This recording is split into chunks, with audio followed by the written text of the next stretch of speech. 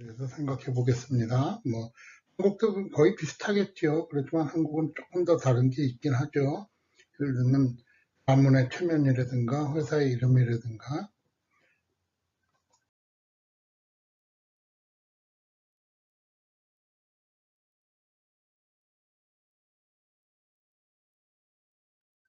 미국에서 직업 선택의 5대 요소로 보통 간주되는 내용은 첫 번째 안정적 수입.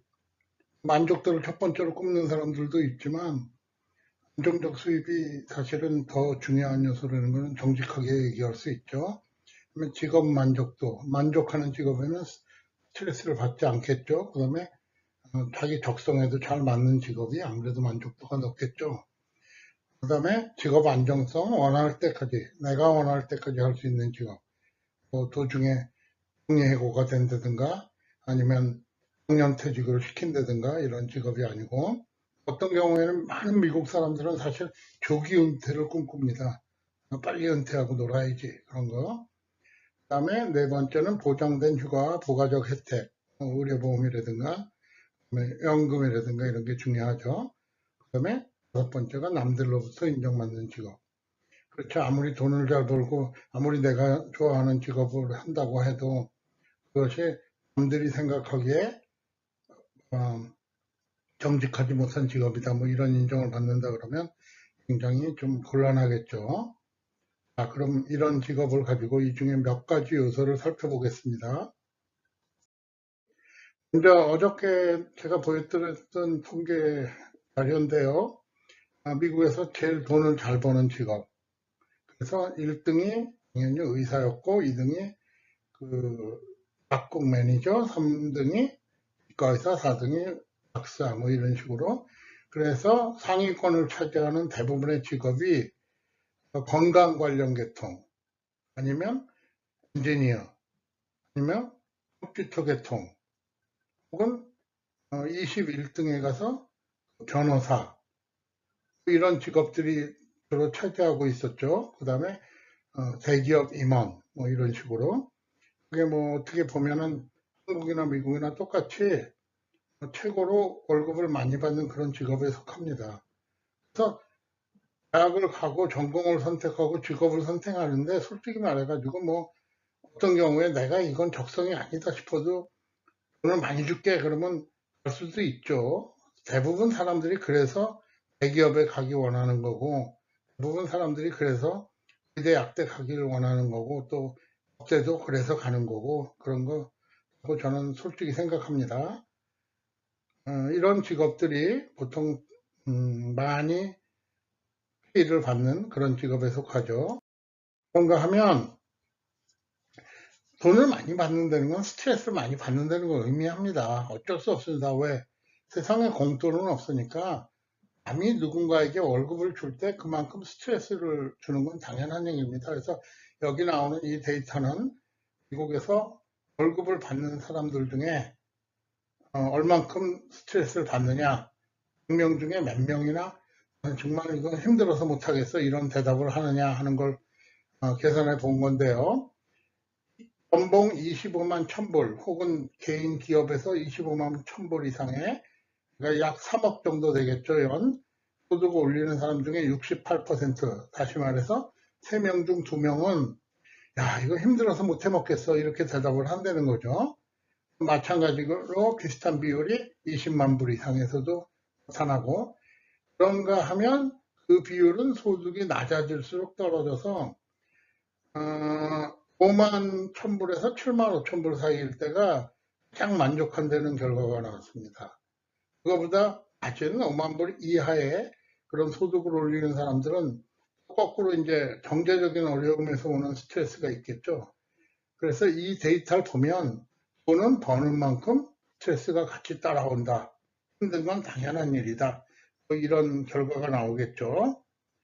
그 다음에 내용을 보면 그럼 스트레스를 안 받는 직업은 어떤 거냐? 그랬더니 이런 결과가 나왔습니다. 특히 대인관계가 좀 어렵다거나 아니면 사람이 많은 곳에서 스트레스를 받는 그런 사람들에게 있어서 그러면 어떤 직업이 제일 보람을 느끼고 또 만족도가 높은 직업이냐 하는 결과를 미국에서 조사해 봤더니 첫 번째 아티스트, 그, 뭐 화가 뭐 이런 것들이죠. 물론 이 직업은 모든 직업 중에 최하의 소득을 올리는 직업입니다. 아주 뭐 스타 몇 사람은 큰 소득을 올리겠죠. 그림을 판다거나 그래서. 그렇지만 99.9%의 사람들은 평균 이하의 소득을 올리는 직업입니다. 그런가 하면 stay at home parent, 집에서 전업으로 애를 돌보는 그런 사람. 뭐 미국에서는 남자가 전체의 3분의 1이고 여자가 3분의 2 정도 되죠. 여자가 돈을 잘 벌고 직장에서 잘 나가면 보통 남자들이 직장을 때려치우고 애를 보는 경우가 많으니까요. 얼마 전에 한국에서는 그런 경우를 뭐 셔터맨이라고 하던데 그런 경우죠.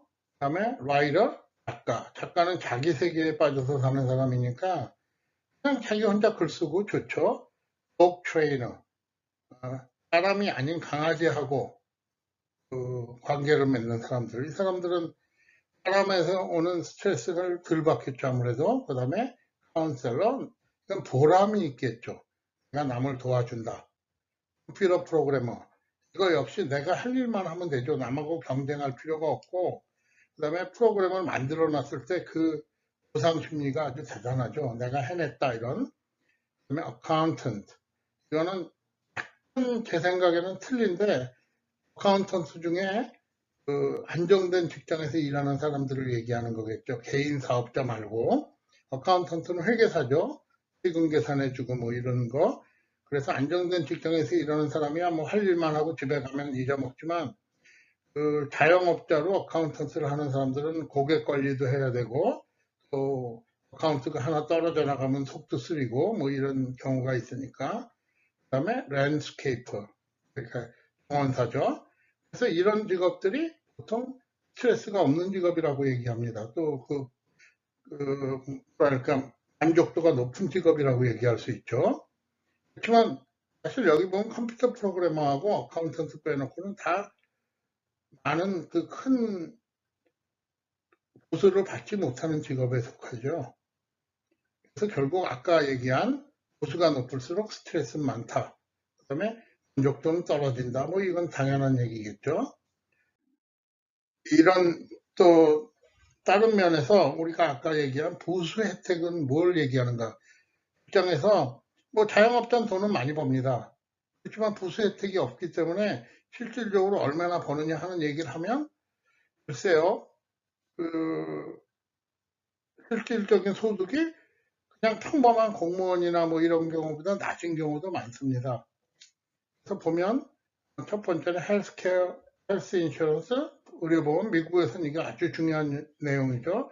자영업자들이 아무리 돈을 많이 벌어도 세금 떼어먹고 숨기고 하다 보니까 보험이 없는 경우가 많아서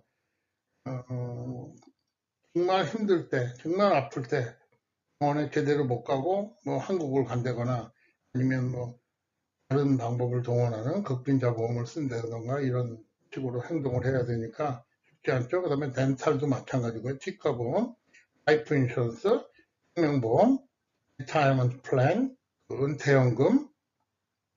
미국은 특별히 그 직장에서 은퇴연금을 들면 직장 은퇴연금과 국가에서는 국가 노령연금, 한국에서는 뭐라 그러나요? 하여간 그거를 다 받을 수 있죠.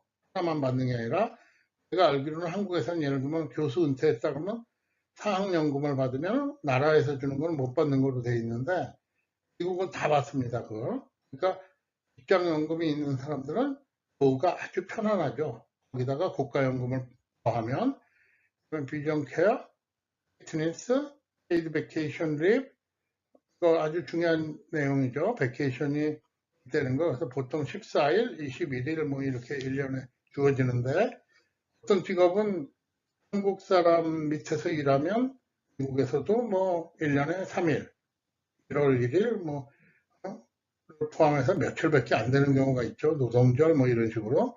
sick leave. 이거는 내가 몸이 아팠을 때 돈을 받으면서 일을 하고 몸이 나면 그 자리로 다시 돌아갈 수 있는 그런 혜택을 얘기하는 겁니다.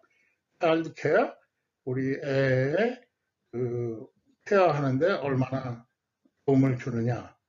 한국처럼 뭐 미국에서는 무슨 대학 등록금을 준다든가 이런 건 거의 없지만 헬스케어라 그래가지고 무슨 세금 혜택을 받는다든가 혹은 또 회사에서 또 애들을 데리고 오면 걔네들을 봐준다든가 이런 혜택들이 있는 회사들이 많이 있습니다. 그래서 이런 것들이 바로 우리가 말하는 프린지 베네핏, 그 부수적인 혜택에 해당되는 내용들이죠. 그러면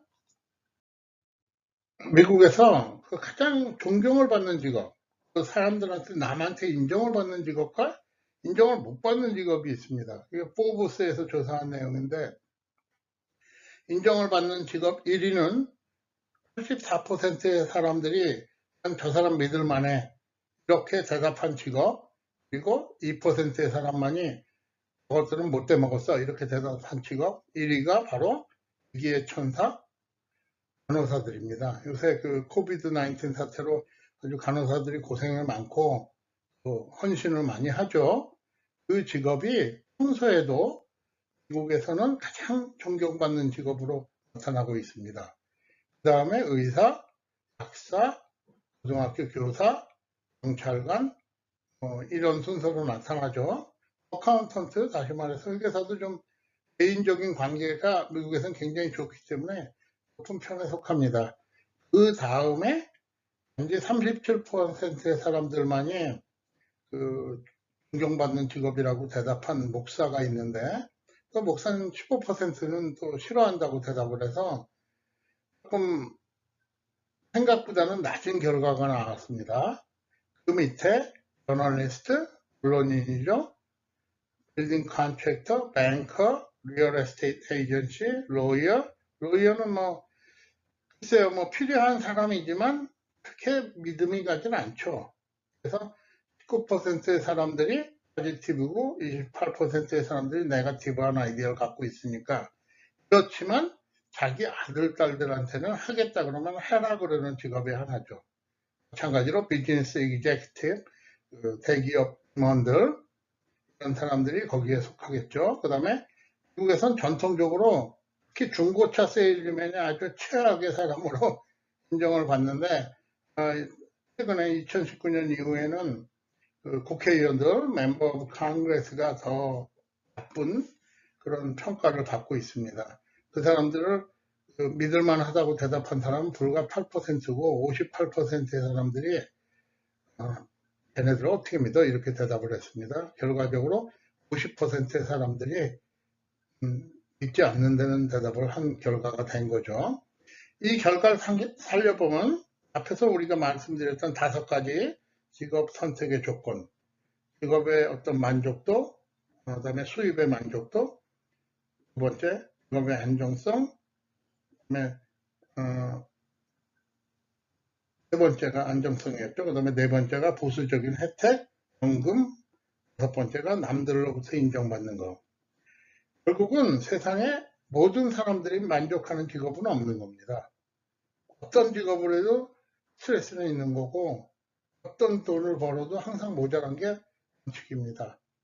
그래서 사람들이 그래도 스트레스는 덜 받고 돈을 많이 버는 직업이 뭐냐 하는 걸 미국에서 조사해 봤더니 그 결과 나온 다음 6가지 직업들이 굉장히 좋은 직업으로 선택이 됐죠. 첫 번째 수학자, mathematician, 두 번째 actuary도 수학자입니다. 뭐냐면 보험회사에서 보험료율 산정하는 사람이죠. 수학과 출신들이 많이 합니다. 자격증을 갖춰야 되고 졸업하면 보험회사에 취직을 하는데 거의 대부분 취직이 됩니다. 그래서 이민자들 가운데서도 수학에 특별히 소질이 있고 나는 이런 게 좋아 이런 사람들은 얼마든지 시도해 볼 만한 그런 분야죠. 보험 산정인. 두 번째가 테크니컬 라이터. 여러분들이 무슨 기계를 사면 거기 꼭 매뉴얼이 들어있죠. 그 매뉴얼을 쓰는 사람을 테크니컬 라이터라고 그럽니다. 왜? 이 직업들의 특징은 뭐냐? 윗사람들이 나보다 몰라요. 그래서 별로 참견할 일도 없고 남하고 머리 부딪힐 일도 없고 매일 내가 열심히 하면 되는 거죠. 그 다음에 수입은 낮지만 그래도 내가 이거 하면 남들이 땡큐해주는 직업이 헤어스타일리스트죠. 용사. 그 다음에 다이어티션, 뉴트리셔니스트. 이건 영양사죠. 그다음에 스피치 랭귀지 패톨로지스트, 이거는 그 언어 치료사죠. 이런 직업은 사실 돈은 많이 못 버는 직업에 속합니다.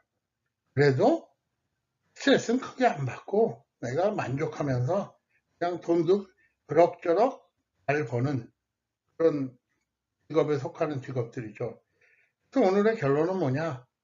돈을 많이 벌고 싶고 남들한테 존경을 받고 싶으면 공부를 잘해야 되고 스트레스를 받아야 되고, 또 내가 좋아서 나 혼자 잘하는 거, 내가 좋아서 하는 걸 하면 돈은 조금 못 벌지 모르지만 만족하는 삶을 살 수 있다.